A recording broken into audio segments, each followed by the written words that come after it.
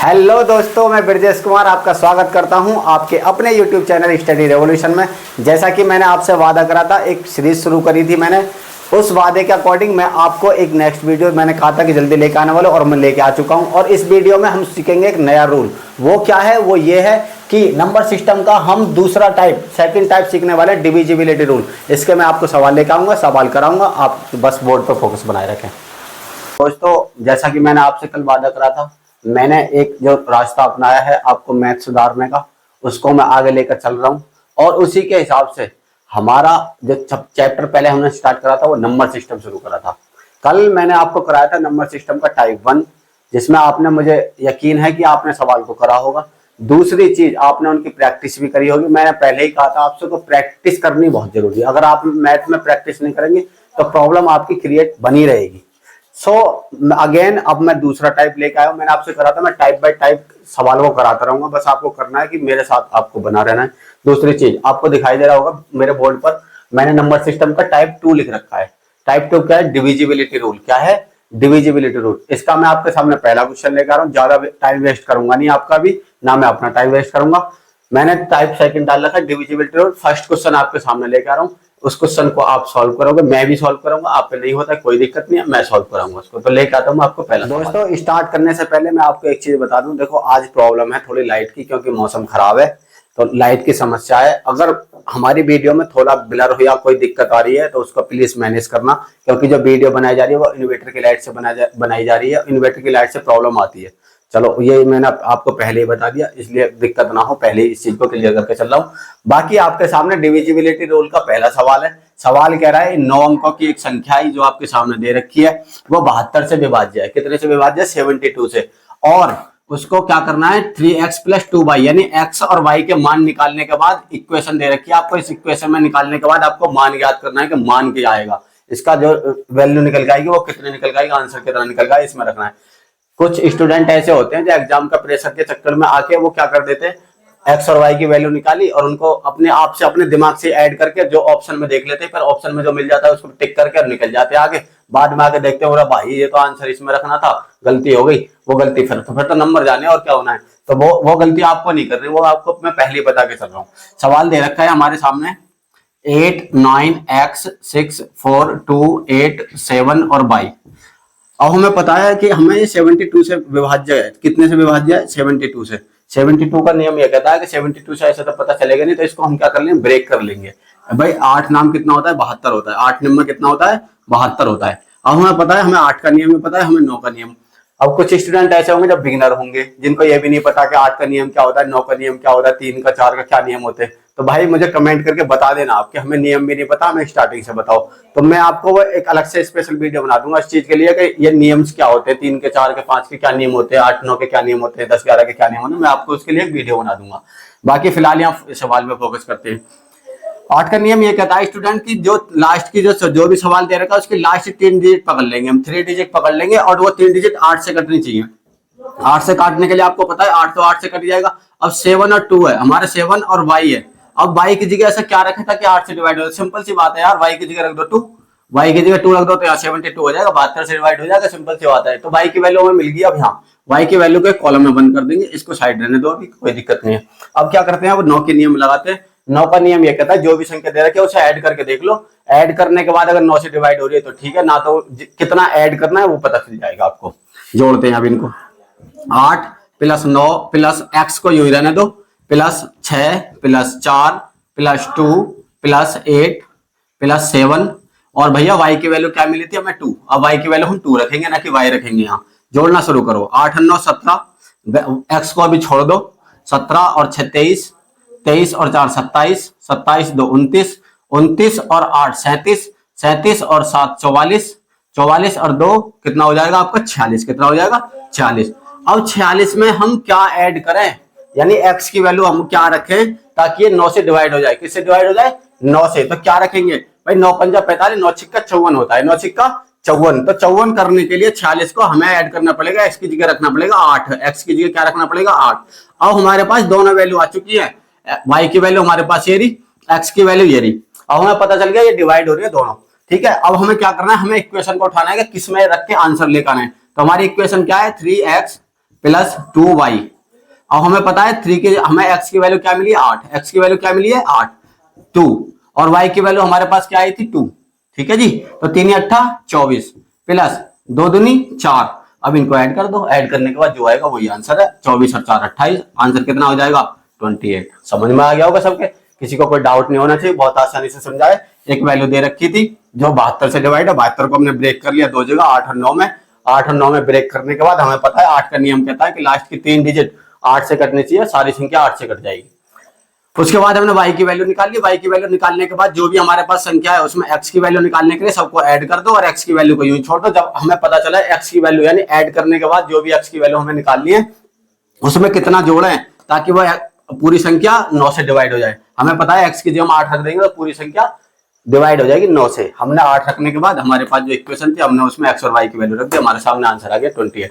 दूसरा सवाल आपके सामने लेकर आया डिविजिबिलिटी रूल का, उसे आप खुद से सॉल्व करेंगे। तो दोस्तों दूसरा सवाल आपके सामने है। दूसरा सवाल बेहद आसान सवाल है और ऐसे सवाल एग्जाम में पूछे भी जाते हैं। होते आसान है, देखने में भी आसान लगता है, लेकिन बच्चे इसमें गलती इतनी बड़ी बड़ी गलतियां कर देते हैं, बाद में पछताते हैं कि यार ये क्या गलती होगी। जैसे कि सवाल क्या कह रहा है, स्टार का छोटे से छोटा सा मान क्या, छोटे से छोटा मान, ये पढ़ने वाली बात है। छोटे से छोटा मान बताना है किसका, ये संख्या दे रखी है, इसमें ऐसा छोटे से छोटा मान क्या रखें ताकि संख्या कितने से डिवाइड हो जाए 9 से डिवाइड हो जाए। ये हमेशा ध्यान देने वाली बात होती है। बच्चे क्या करते हैं, इस संख्या को जोड़ेंगे, जोड़ने के बाद कुछ भी मान रख देंगे अपनी जगह से, चाहे बस 45 9 से कट जानी चाहिए, भाई ये दिमाग में रहता है 9 से कट जानी चाहिए ताकि चाहे मान कुछ भी रखना पड़े। लेकिन वो सवाल पहले कह रहा है भाई मान रखना है आपको, लेकिन मान रखना है छोटे से छोटा, कोई अपनी जगह से सपोज नहीं करना कि कुछ भी सपोज कर लो। संख्या क्या दे रखी है 6 7 3 5 स्टार और 1। अब ये संख्या दे रखी है आपको और आपको पता है कि 9 से डिवाइड करने की कह रहा है जी ये संख्या आप क्या रखोगे छोटे से छोटा मान ताकि 9 से डिवाइड हो जाए। पिछले सवाल में मैंने क्या बताया था, 9 का नियम ये कहता है जो भी संख्या दे रखी है उसके डिजिटों को ऐड कर लो, जितने भी डिजिट रखे हैं उनको ऐड कर लो। तो ऐड करना शुरू करो ना फिर, 6 और 7 13, 13 और 3 16, 16 और 5 21, 21 और 1 22, यानी टोटल ऐड करने के बाद क्या आ गया 22। और क्या दे क्या रखा है स्टार। अब स्टार के स्थान पे छोटा से छोटा मान क्या रखें ताकि ये संख्या 9 से डिवाइड हो जाए।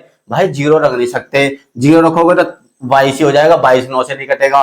0 नहीं रख सकते, 1 भी नहीं रख सकते, 2 भी नहीं रख सकते, 3 भी नहीं और 4 भी नहीं। क्यों नहीं रख सकते भाई, 4 रख के देख लो, 22 4 26, 9 से थोड़ी ना कटता है। 3 रखोगे तो भी 25 होगा, 9 से थोड़ी ना कटता है।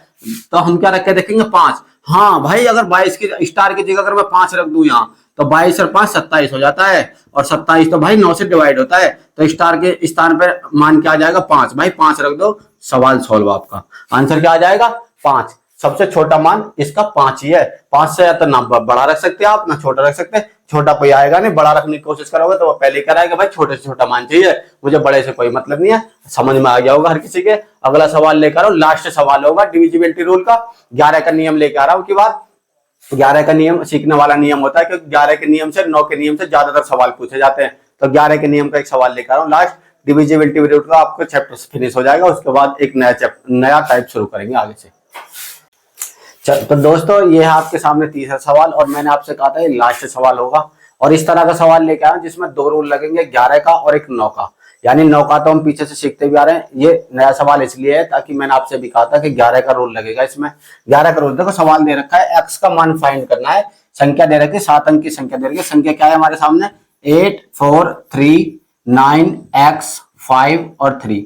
अब हमको x की जगह ऐसी वैल्यू रखनी है ताकि ये जो आपको जो 7 अंक की संख्या देने की है ये 11 और 9 दोनों से डिवाइड हो। लेकिन वो क्या कह रहा है भाई 99 से डिवाइड होनी चाहिए। कितने से डिवाइड होनी चाहिए 99 से। 99 को कैसे ब्रेक कर सकते हैं हम, भाई 99 को ब्रेक कर लो ना 11 और 9 में, 11 99। अब 9 का नियम तो हमें पता है, 9 का नियम तो सीधा सीधा ये कहता है सारों को ऐड करो और सबको ऐड करने के बाद जो भी आएगा, जो भी जितना ऐड करने के बाद 9 से कट जाएगा वो सारी संख्या 9 से कट जाएगी। लेकिन हम 9 के नियम को हम पहले सीख चुके हैं, हम लगाएंगे 11 का नियम। 11 के नियम को हम सीखने की कोशिश कर रहे हैं। 11 का नियम ये कहता है भाई एक एक संख्या को छोड़ छोड़ के उन्हें ऐड कर लो, ये इस तरह से ऐड कर लो। तो जब ऐड करोगे 8 8 और 3 11, 11 और ये x आ जाएगी, 11 और 3 कितना हो जाएगा 14, यानी संख्या कितनी आ जाएगी 14 प्लस x, 14 प्लस x, और यह माइनस का निशान लगा लेंगे। उसके बाद जो हमने छोड़ी है संख्या उनको ऐड कर लो।